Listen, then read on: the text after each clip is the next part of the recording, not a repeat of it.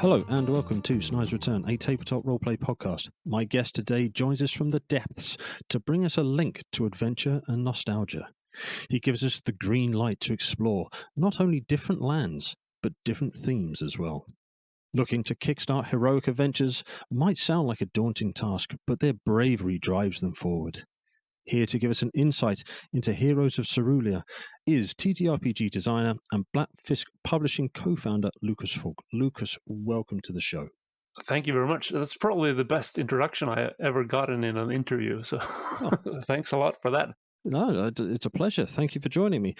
Before we get into some of the things I alluded to there in the introduction, Lucas, how did you get into tabletop role-playing games, please?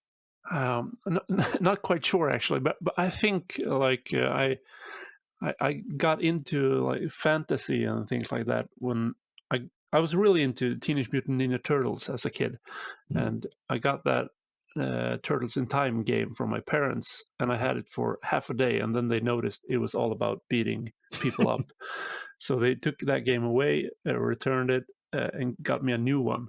And I was really angry, and when I was set on like hating the new game, they got me. But that was the Legend of Zelda: Link to the Past, and I loved it. So I got really into like fantasy, like heroic stories, and I think I didn't have anyone around me that was into tabletop role playing games, but I sort of heard about it through like a friend of a friend of a friend. So I had another friend that was really into like fantasy and adventure and like the digital games. So I brought him and a bunch of other friends. So we found like a role playing book somehow. I can't really remember how. Yeah. So someone got their hands on one.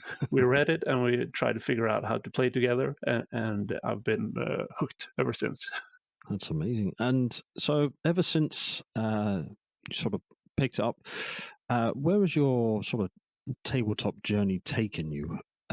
Sort of leading us up to where you are today, effectively. So I started out with a Swedish game called Drakar och Demoner. It's like a RuneQuest based game that was really big in Sweden, and they're doing like a reboot of it right now. And we kept playing that, and then I sort of veered in. I started getting sort of annoyed with the rules. They felt limiting to the storytelling aspect. So my gaming group veered into like freeform gaming a lot more, and then we started feeling like maybe we want some kind of rules and die rolls, because that was sort of fun too. And I started designing my own systems for a while, and then I heard of Fiasco, which is like a more collaborative storytelling game than like an adventure game. And I got my hands on that book, and I was like, I have no idea. Like reading the first role-playing book, I sort of figured it out, but then I had roleplay for so long that the Fiasco with like the scenes and the collaborative storytelling didn't make sense to me, like how that could be role playing as well.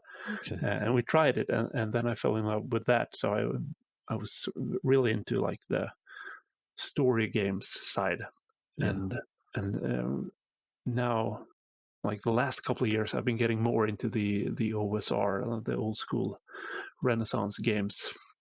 So I've been pretty much all over the place. I was into LARPing for a while as well, like out in the woods, dressing up as medieval characters. All right.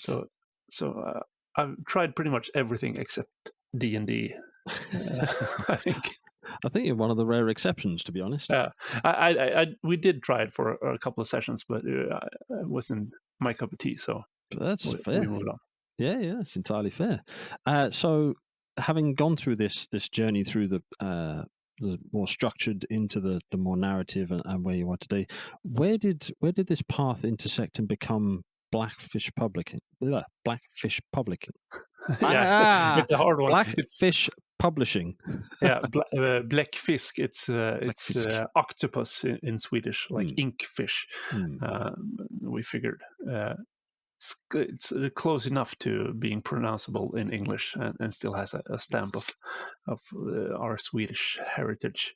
But yeah, like I said, I started creating my own games quite early, but they were like frameworks of systems, not really games per se. And then I started working more seriously on like trying to create a real game and printing that into a book. And I had a podcast about role playing games in Swedish, where we like a discussion podcast. And I started hanging out on a Discord server with other Swedish RPG podcasters, and we had like a channel on the Discord server about like creating role playing games. And there were a couple other guys there that we gelled pretty well in our like ambitions, and we clashed a lot in how our preferences and experiences. But we helped each other out a lot with our respective designs, and at some point we just figured, all right, so we could either, like, I have a background in information design and layout stuff. One of the guys had he was a librarian, and the third guy had a background in economics. And we're like, so we could either learn each other's trades, and then we could go to conventions and set up 3 tables and spend a lot of time on that, or we could just join together, try to help each other out with the things that everyone is particularly good at, and leave the other stuff to the people who are better at it. Yeah. We could take turns being in a booth at conventions, and we could like have one social media account instead of 3, and all the things like that. So we felt like, yeah, we share the same like ethos of design, like the same general values, but we have different preferences and perspective on games. So it was a good fit, and we figured we'd get more things done with more arms working collaboratively. So that's why we ended up with Blackfisk, like the octopus with many arms working together. Yeah, well, that's a great story. I love it. And so, as a business, as an entity, you have put out a couple of TTRPGs. One that's brand new, and we'll touch on in a minute. But what about your earlier releases, Blood Feud or?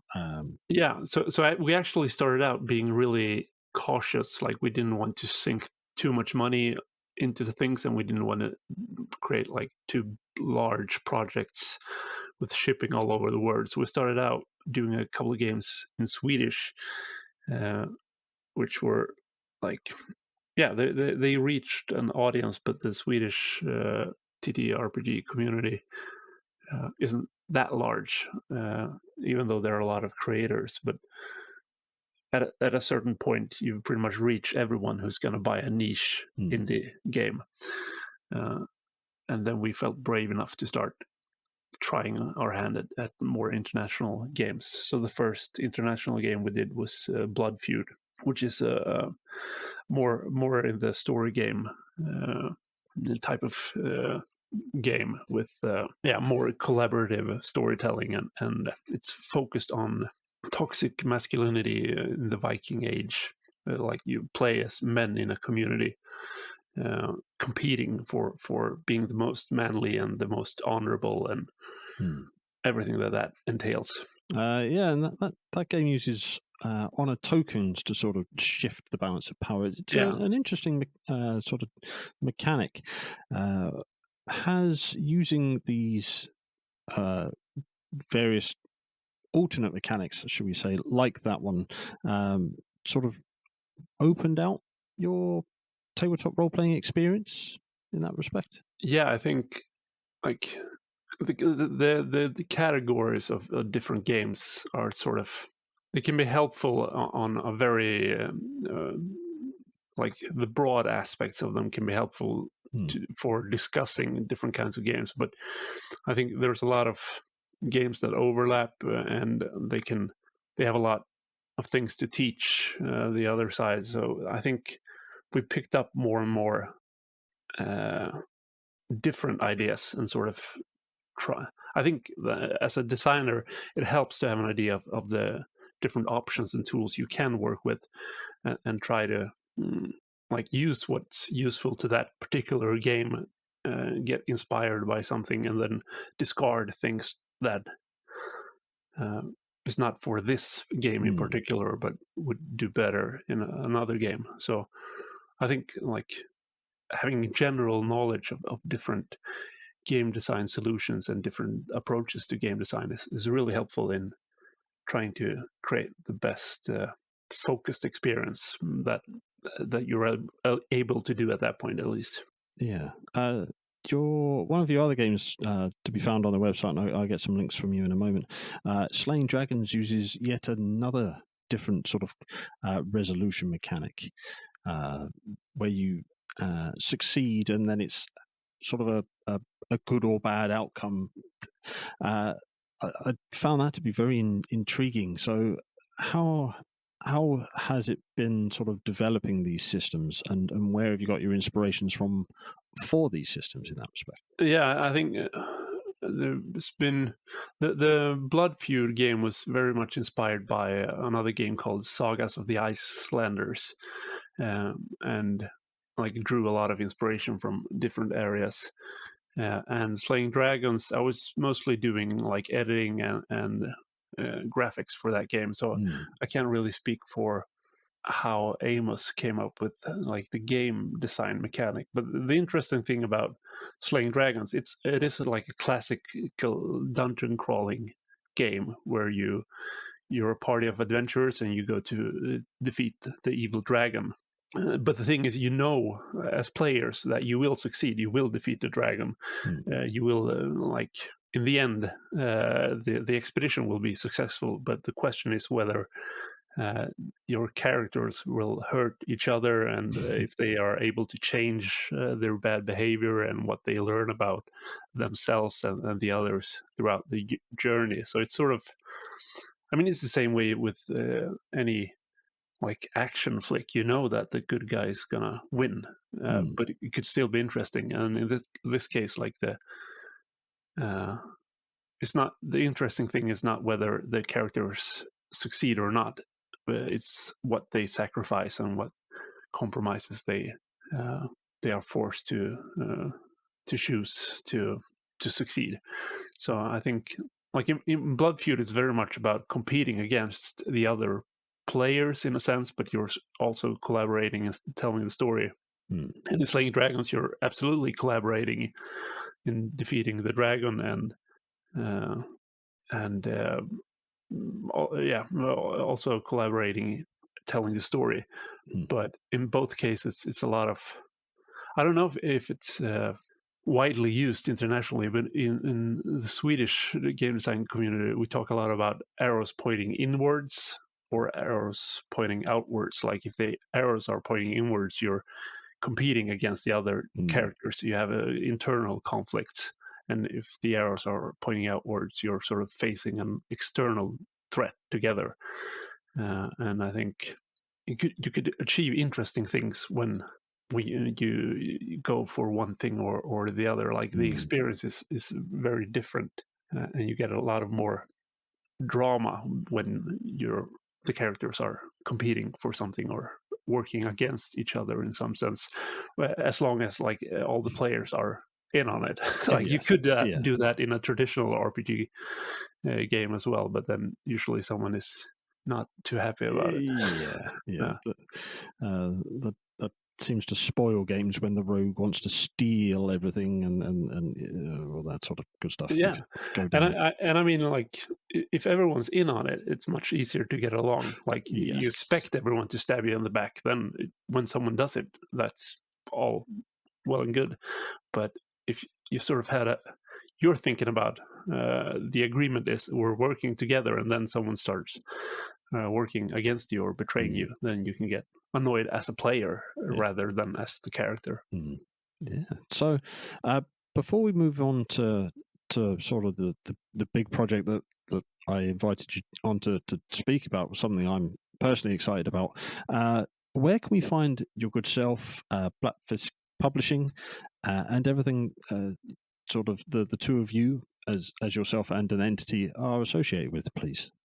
Yeah, so I think our like the main thing is our website, which is blackfiskpublishing.com.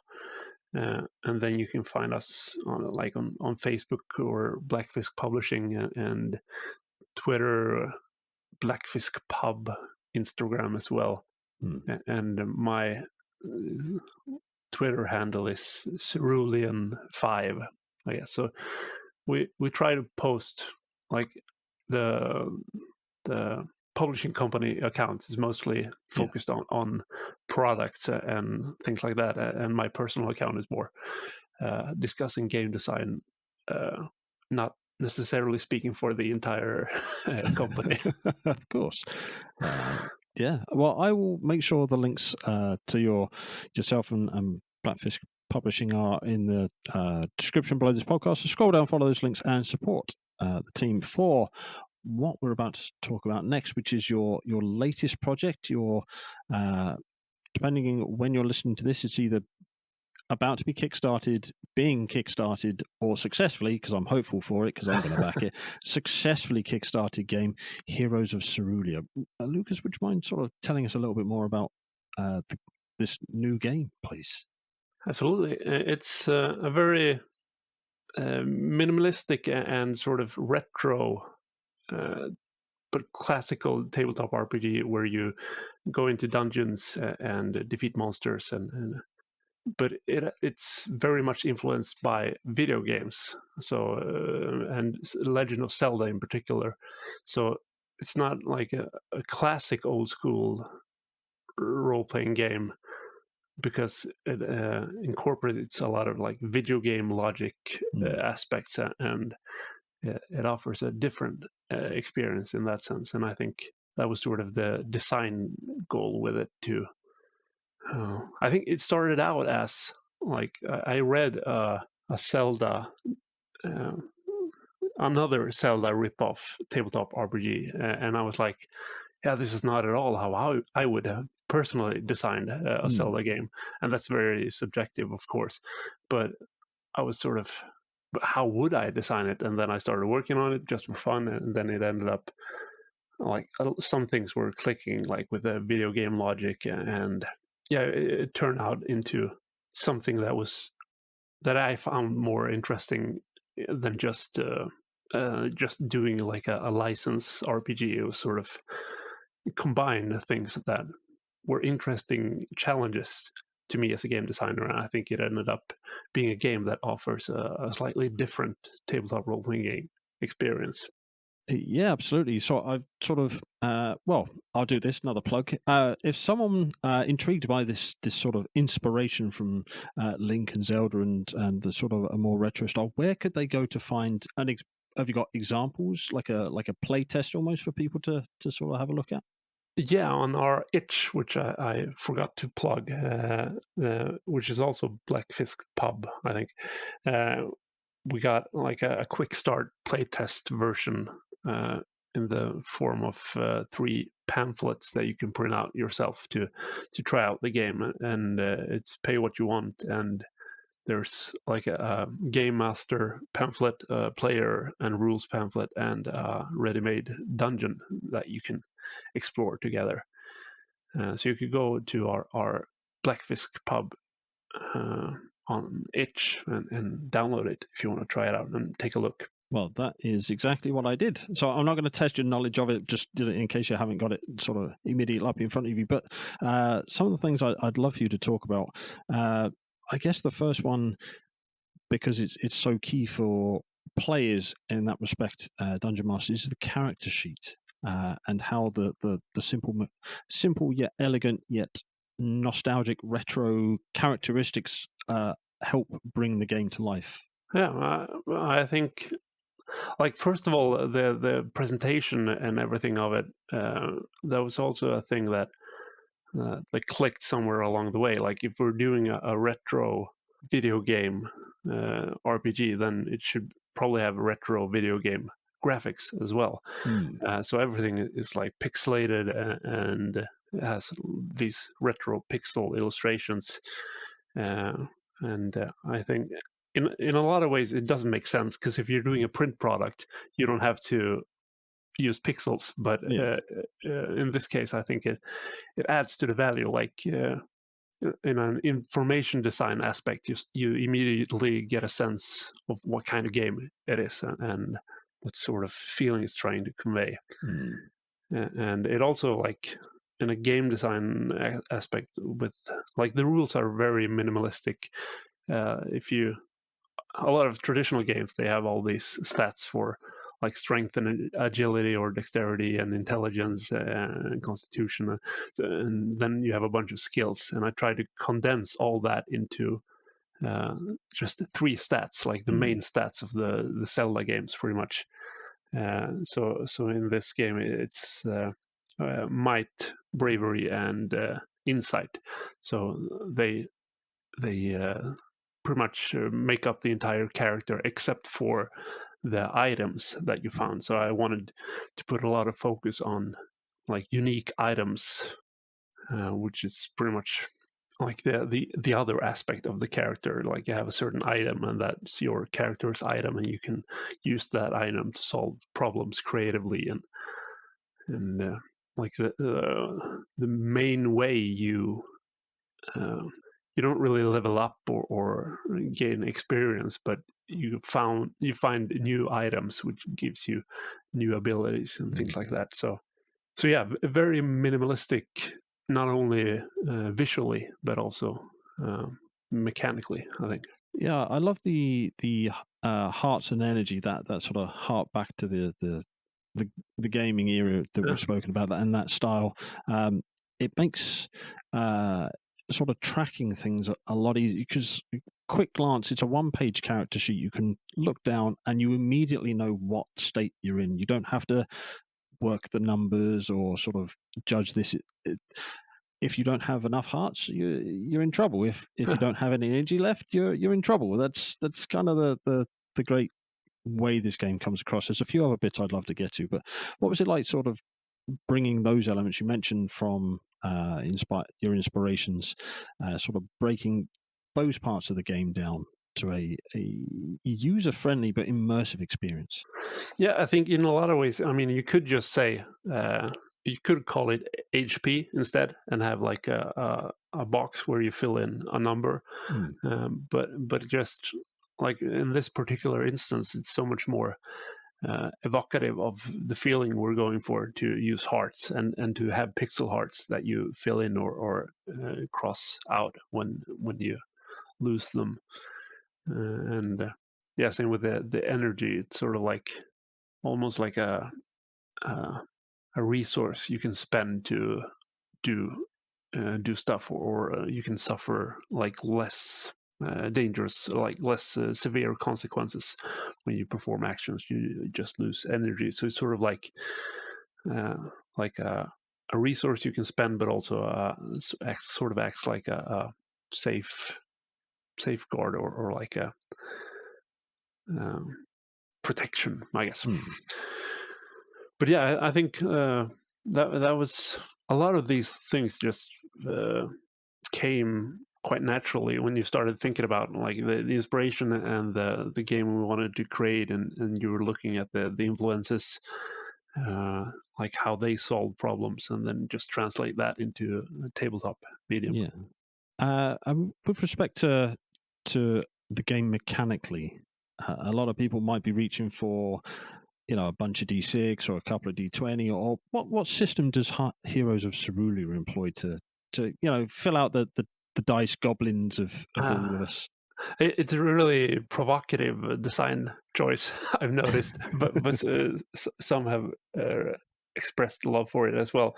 It's like a dice pools with d4s, so four-sided dice only, that you roll and you count the highest die you get. So like if you have your 3 stats, and if you have 3 in might and you do something that requires physical strength, you roll 3 uh, d4s, and the highest die counts.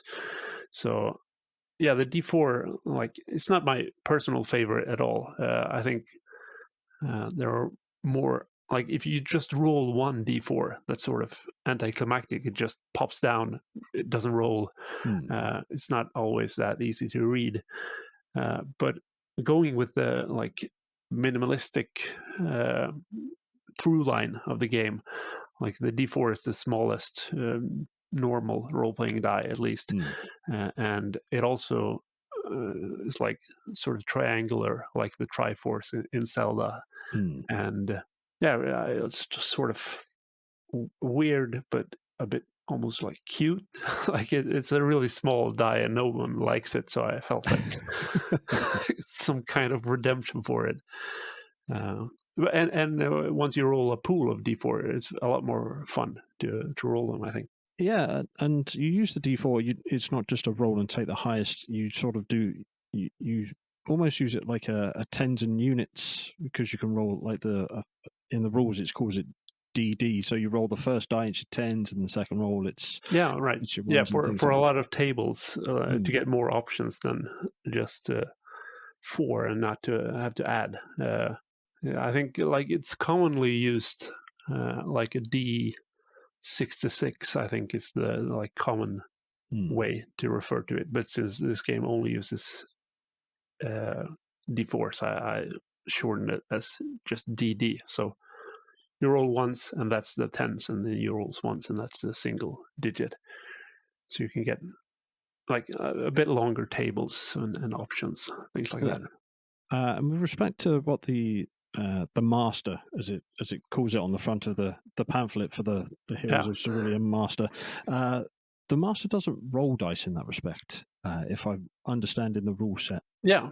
So I think like a lot of traditional games, at least, they have like the players rule for their characters, and then the game master rules for enemies, and you sort of like worst case scenario, everyone fails and nothing really happens, or both succeed, and then like it's almost like nothing really happens because you have a lot of HP and you just wilt that down slowly.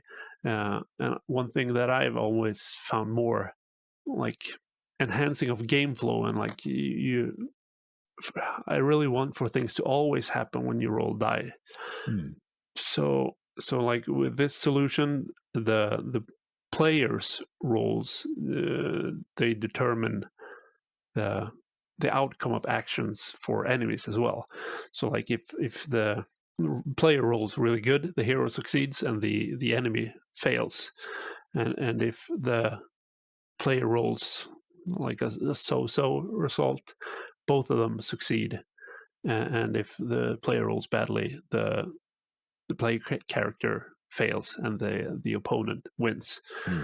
So it's sort of a way to remove one uh, one role in a sense, and bake everything into a single role. And also like it frees up a lot of mental capacity for the game master not to have to like find the dice and look at certain values. You can focus more on describing the opponent's actions and coming up with like creative descriptions and consequences and things like that. So it's a preference of mine to sort of have things as soon as you roll dice, something happens, and try to minimize the amount of die you had to roll to get some kind of result. So Well, to sort of put this into practice, for those wanting to try the game out, and certainly I've downloaded and I'll be running it for a group when I can find time, which is always the challenge in life, finding time for things you enjoy. There is the Woodland Tomb that's released alongside these sort of playtest rules. It's got this wonderful artwork and a great little story behind it. Does that tie into the bigger narrative, or is that purely standalone? Run it, have fun with it, try it out, enjoy it, kind of thing. So one of the like this is like a quick start. You can get going fast. Like there are a bit fewer character options, and like I think some of the rules may be a bit simplified. But with the Kickstarter, we're trying to fund like a book that's not. It's not going to be a large or a thick book, but it's going to have some more character options and things like that. And it's also going to include like a ready-made campaign you can play, consisting of 4 dungeons. And the Woodland Tomb is the first adventure in that campaign. It's going to have some adjustments in the final game that we've sort of realized as we play tested, like this could work even better, and when like the rest of the campaign was written, we sort of added some things to have more of a through line through that. So it's like an introduction to the campaign that's going to be part of the full game. Yeah. I love the map. Again, I recommend people one, follow the link I'll put down below towards the Kickstarter and wait to be notified, or click on it in support, or if there's late backing, you can maybe do that. We'll find out about that in the future, I guess. But the map, while it looks, I think, simplistic, it sounds harsh, but it is so on point for the feel of the game you're trying to put across. Someone will look at that and go, I know where that. I can see the inspirations for that sort of jump off the page, as it were. Oh, thank you. Happy to hear that. I think, like, as you're saying, it's in line with like the aesthetics of the game in general. But another thing that I like, we could have made it a bit more advanced, but I felt like the simpler we make the map, the simpler it is for someone else to create their own dungeon maps that seems like an official map. Because one of my recent like peeves that I sort of limiting in a lot of ways is you get all these great looking games with fantastic illustrations and everything looks awesome, and then if you're a normal person instead of a big company, you can't really create anything that looks official. You can't, like, everything you create will look like a cheaper version or like a fan made version. And I think the also Swedish game called Mörkborg, which is an old school, like really visually strong, but also cleverly designed in a lot of ways. They have like these really simple things that you can latch onto aesthetically. So everything is yellow, black, white, or hot pink, pretty much. And like the illustrations, some of them are just public domain art that you could get for free, and some of them are pretty simple scrolls, like not really. I mean, they look great, but they are really evocative, but not like the classic professional illustration style. And then you have a bunch of different weird typefaces. I think like the rule book has, I can't remember, it was 100 plus different typefaces, which is a big no-no in design in general. But Johan Noru made it. He's brilliant. He can do whatever he wants. but I think like you could do a Mörkborg adventure, and then you could lay out it and you make it yellow and like use public domain illustrations, or you just scrawl something on a paper yourself and then add a bunch of weird typefaces, and everyone will look at that and see like, oh, that belongs to Mörkborg, and that could be like almost an official adventure. And I think that adds to like the joy of creating stuff for it. And I think at this point they've had over 1,000 like third-party products made, and a bunch of them have been Kickstarter. And I think that's lovely to sort of invite everyone else and make all the game masters and players more equal. So like the game designer is not the higher power. Just it's everything is. We really like flat hierarchies in Sweden, and it's sort of like perhaps an extension of that. Like with everyone should be able to make something that's valid in game design. And I think like choosing to have a lot of simple illustrations in Heroes of Cerulea, and like the really simple map style makes it so that everyone can create a map that looks right and is validated by the official things are more advanced than that. Yeah, and you mentioned there, as we sort of discussed the Woodland Tomb, that it's part of a greater thing. There is a narrative through line. So, for those who've been captured by the nostalgic touches to the inspirations or the art, the art style, or just maybe the I won't say simplistic, but the different gameplay mechanics that this game uses. What is the sort of the narrative side of the game? What is the world in which Heroes of Cerulea inhabits? What's the story that we're sort of buying into effectively? Yeah, so the story is pretty much a straight Legend of Zelda ripoff, but with its own sort of interpretation. And the thing is, like in all of the Legend of Zelda games, you're pretty much playing as the chosen one, and you're going to save the world, and you're a single character and things like that. So the Heroes of Cerulea world is built around like the concept of there are two chosen ones who are continually reborn to save the world Mm, against an evil force that is also reborn continually. And at the start of the game, the evil has been reborn. The Shadow King has returned to the land of Cerulea, and like his monsters are harassing the residents, and weird things are happening in forests and lakes and mountains, and the chosen ones haven't been reborn yet for some reason. So like the world is in a really bad place, and the chosen ones aren't there to help out. So it's sort of up to uh, just regular civilians or like good people to try to help out, mm, even though they aren't the chosen ones. And the the idea is that maybe they can save the world even though they aren't the chosen ones. Or mm. I was playtesting it, and there was a discussion afterwards, and the players were like, maybe we were the chosen ones all along, Maybe. even though like there weren't any signs of it other than we defeated the evil. Mm. So yeah, you like the Shadow King has taken over the kingdom and taken over the royal castle, and has sealed himself in there while monsters are ravaging the countryside.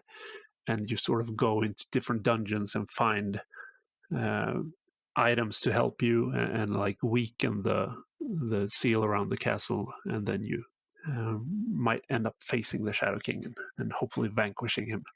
Nice. Nice. You mentioned then going into dungeons and finding things. One of the things I love about uh, the rule set and the games is keys.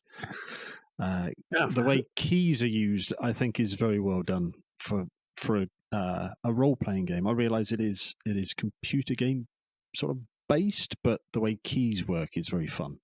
I mean that's the thing. If you're playing a role playing game, you're sort of expecting it to be realistic in a lot of ways, like simulationistic almost, like it should work as the real world.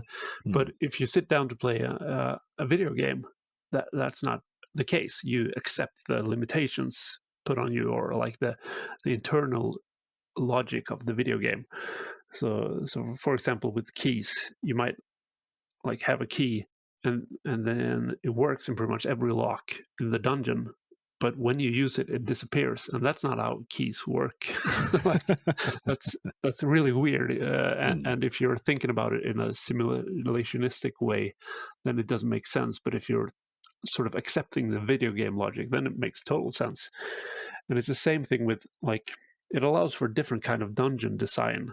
Like if you're playing a more let's say realistic game, and you have someone like who have fortified a dungeon to keep people out, Hmm. then you wouldn't go around like placing keys in chests No. to for people to find, and you wouldn't put like the item that you're particularly vulnerable to in a chest that where someone could reach it. That's just Hmm. deft. But since this is like a video game logic, you could design dungeons like pretty much they're made for heroes to enter from the outside, explore, find things, unlock areas, get to the end, and there's a boss at the end, and hopefully you found an item that will help you defeat the boss. And it doesn't make sense at all unless you sort of just accept that it's video game logic, and then suddenly it makes a lot of sense because that's how a lot of video games are built. Yeah. It's great. I love it personally. And also, like with NPCs in this game, they have one thing they want to talk about, and like you can't really persuade them to talk about anything else. And that's also like if you would meet someone like that in real life, you would think it was really weird. But if you're playing a computer game and they keep like saying the same thing over and over, that's just that's how video games work in a lot of ways.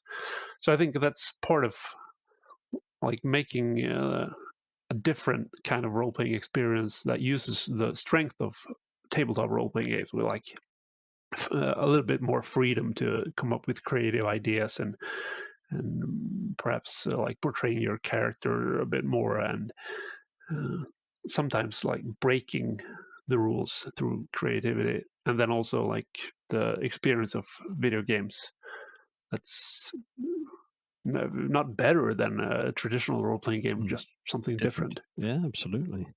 And you mentioned there the sort of having the experience and something to help with the experience while playing a role-playing game. Your company has released traffic lights to assist with safety and calibration at the table. How important are those things to not just you but the company and to the community, should we say? I think like I've been playing with the same group for some of the people I play with for like 20 years at this point, and we know each other really well, and we respect each other, and we share a lot of values, and we've had some like troubles throughout the years that we've talked out and like reached conclusions how to handle better. But then I've also gone to a lot of conventions and played with strangers, and like Heroes of Cerulea is a really light-hearted game, and like it's not. I mean, I guess there could arise situations that are uncomfortable, but like again with the video game rules, you can't harm people. You can only harm monsters, and all monsters are evil in the Heroes of Cerulea game. So like it's not a and when monsters die, they just evaporate into dark energy. So it's not really a like a violent game in the gory sense. But if you start playing like Blood Feud, which is a game about men acting really badly towards each other, and like we made a horror game in Swedish as well, which had some scenarios with really dark themes, which we tried to handle them in, like respectfully and not just for shock value, but still, like as soon as you go into that territory, I think, especially if you go to conventions and play with people you don't know, you really have to make people feel safe, and you have to give them like effective tools to communicate so that everyone can stay safe. And I think that's really important. And the thing is, there are a lot of tools. Like the most famous one is the X card, where you put like a piece of paper with an X on it in the middle of a table, and as soon as someone touches that, you just stop playing and take a break, and then you try to like avoid that scene, or perhaps you go home and don't play anymore at all. Like you just stop playing. And then it gets to be really dramatic. Like once you touch that, it's a really strong statement that I did not enjoy this at all, and I'm feeling like really, really bad about it. So I think it's a good tool. It's better than nothing. Like it's like a stop button, like a break. But then it gets so dramatic that I think some people might not use it because they don't want to be overly dramatic. And so traffic lights was part of a game that my colleague Peter designed, which was also had a lot of dark subjects, and I was like, yeah, that game might be something, but that tool you're using to communicate how you feel about what's going on in the story, that's really good. We should make something separate out of that, use in more games.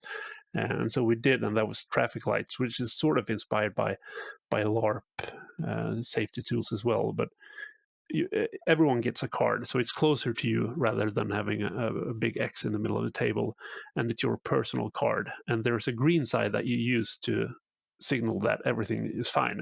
So if you're portraying a character that's like having an emotional breakdown, you could like hold that card up simultaneously to sort of say, I'm not having a mental breakdown, my character is, and I'm doing fine. So you don't have to worry about me, I'm just acting. Or you could like two other players are having a scene that you're really enjoying, and instead of like saying, I really enjoy this scene, keep up, you could sort of signal the green card, like, I really like what you're doing right now. So they sort of get feedback without interrupting the scene. And then you have another side that's sort of yellow that you could use to signal, I don't like where this is going, I think we should like go in a different direction. And then you could just put down the card, and that counts as like, stop, now we need to break. But then you already have the card close to you, it's your card. You might have used it to signal, I'm fine with everything. You might have used it to signal, I'm not liking where this is going. So using the card to stop the game is not really as dramatic, because you're sort of already used to using the card. I think like the design is good, but in practice, like every time we used it, everyone's always just used the green side, because we've talked about like, we need safety tools, we need to respect each other, this is how it works.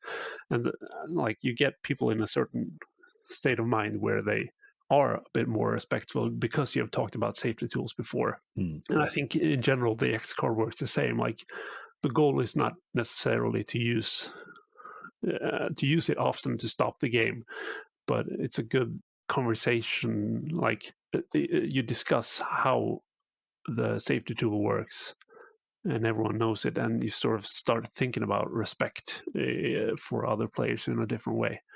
So I think it's all safety tools are good in a sense, but they can never replace conversations, and they can never like everything has to be based on respect for other people in the end. But it's always good to have some sort of way to talk about those things before you start playing, especially with strangers, or especially games with sensitive or dark themes. Absolutely. And yeah, you can pick those the traffic light system up from Blackfisk Publishing on their website, and again there'll be a link to that in the description below this podcast. So going from making sure everybody's safe and comfortable moving a game forward in one way or another, moving Blackfisk Publishing forward, have you got things in the pipeline beyond Heroes of Cerulea that you're able to sort of give us a brief insight to? Yeah, we have too much to do, but I think the next couple of things we're planning is Peter's working on a game like meant for teachers and like librarians and things like that, people who want to run games for youths, like young teenagers, pretty much. So it's sort of a beginner friendly game with a lot of tools for the game master, and some fun mechanics for the players. But like the focus is more on creative problem solving rather than just combat and things like that. And I think like he's really been thinking about the target audience for that game in every aspect of the design. So I think that's going to be really helpful. At least in Sweden, we have a lot of like libraries are doing a lot of like getting into role-playing games and offering to it's sort of like, I think in the US it's more local game stores are in charge of that, but I think it's a good introductory game both for game masters and players. and I'm working on English translation of the last Swedish game we released, which is going to be called Wind Soul. It's pretty much like a traditional role-playing game in the adventuring sense, but the game world is very non-European centric. It takes a lot of inspiration from South America and Southeast Asia, Polynesia.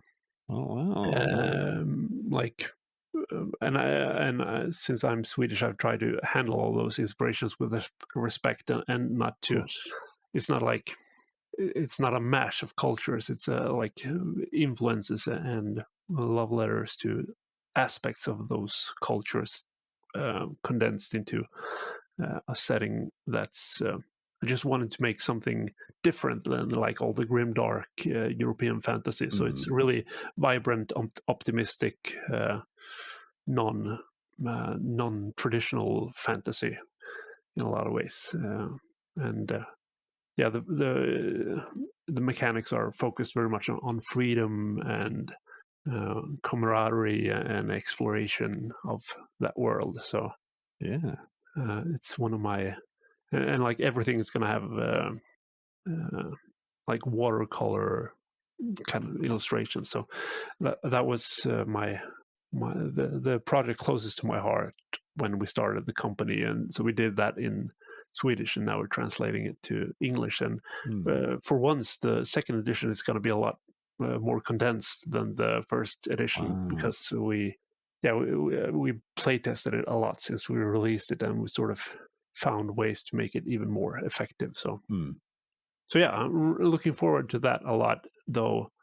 Right now, a lot of focus is put on Heroes of Cerulea to like make that the best possible game for the ambitions that we have for it. Yeah, of course. Well, I guess two final questions from me in that respect. For a master running Heroes of Cerulea, do you have any tips for them to give a good game experience from your own playtesting experience? Yeah, I think like really embracing the video game logic aspects. Like if you go into it thinking like you're going to play Game Master, a traditional role playing game, then probably a lot of things are going to be weird, and the experience might end up like a regular game, only with more limitations. But I think if you really lean into the video game aspects and think of it as a video game rather than a role playing game, I think you're gonna give everyone a better time, and you're gonna have a better time as well. But also like at the same time, like the paradoxically say yes to the player's ideas and try to like find solutions. So yeah, it's a bit of a contradicting advice, but embrace the video game logic, but also embrace the player ideas and creativity. I think then you're all going to have a good time. All right. And final one, technically, I've always got an extra question. There's always an extra question.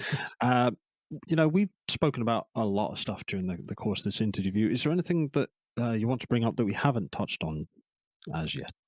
Yeah, I've talked a lot. I think it's really nice that I got to come on here and talk to you. And I think it's always like a lot of the questions that you asked are things that maybe I haven't thought of earlier, and sort of have to think back on as we speak. And I think that's really helpful to me as a game designer to get sort of questions from the outside and sort of reflect on why did I decide to do it that way. And so I appreciate it a lot. So thanks. Well, I'd love to get you back once, again, depending on when you're listening to this, once it's been funded and released to backers and things like that, or when this translation project for the non sort of Euro traditional fantasy game sort of is translated into English. Love to get you or another member of the team back on the show for an interview in the future, if you'd be willing. Absolutely, would love to. All right. Well, Lucas, thank you so much for giving me some of your precious time out of your your evening, afternoon, evening. It's been a real pleasure, and all I can say is thank you so much for joining me. Right back at you. Thank you. Thank you. Thank you for listening. If you'd like to learn more about the show, then go to www.snydersreturn.squarespace.com. Alternatively, you can find us over on Twitter @ReturnSnyder. We have a Linktree link in the description of this episode. And if you want to support us, come and join us over on Patreon, and we also have a Discord server. Please leave us a review, because we'd love to learn how to improve the channel and provide better content out for those who are listening. Until we speak again, thank you.